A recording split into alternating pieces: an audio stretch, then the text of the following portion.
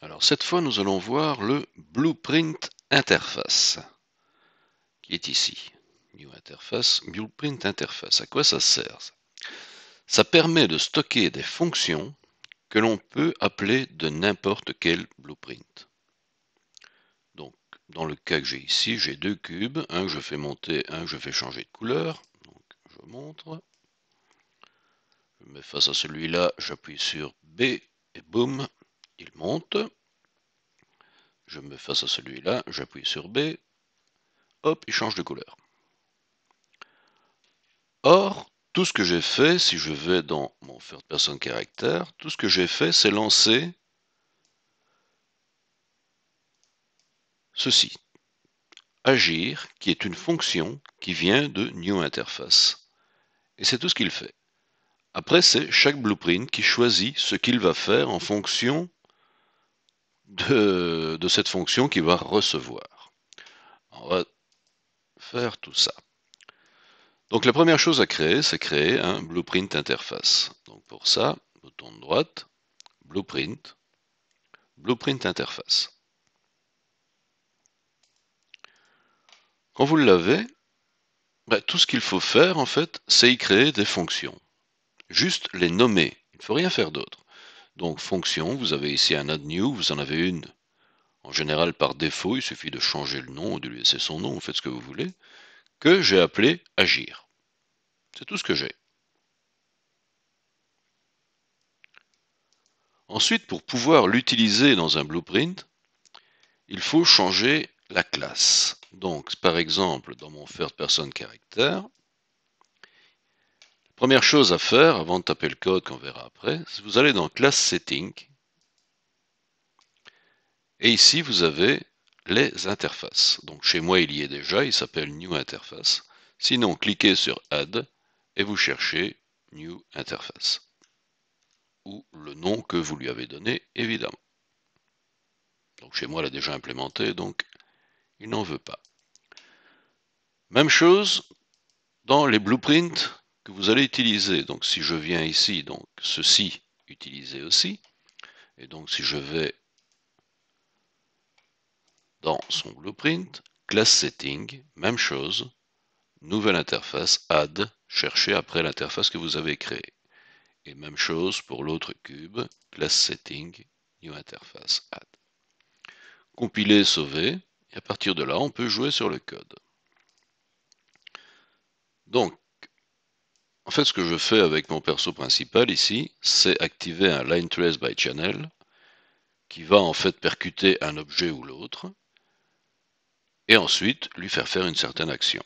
Donc la première chose, faire person character, qu'est-ce que j'ai? Je fais un line trace.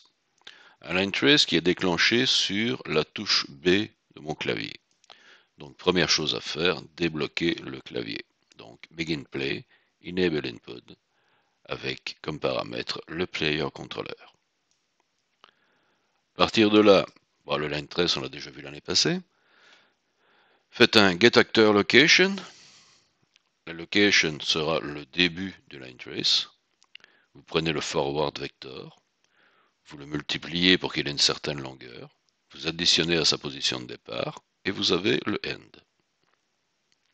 Déclenchement, touche B. Ensuite, qu'est-ce qu'on a?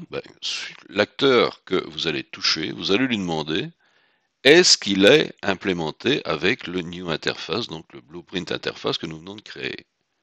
Si c'est le cas, ça déclenche une condition en true. Out it actor, j'envoie en fait à l'acteur que je percute le message agir, qui est en fait la fonction qui est implémentée dans mon blueprint interface. Dans les cubes blueprint, donc sur lesquels, pas oublier, j'ai bien implémenté New Interface, je récupère l'event agir, ne vous trompez pas, hein. Donc si je trompe agir ici, vous voyez que j'en ai deux. J'ai l'event et j'ai le call function. Le call function, c'est celui que je mets dans mon third person character. L'event, c'est celui que je mets, voilà, si je le remets, il est déjà là, dans l'objet qui va recevoir l'information.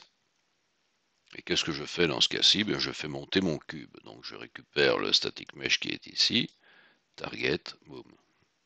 Et je fais monter mon cube de 100 pixels.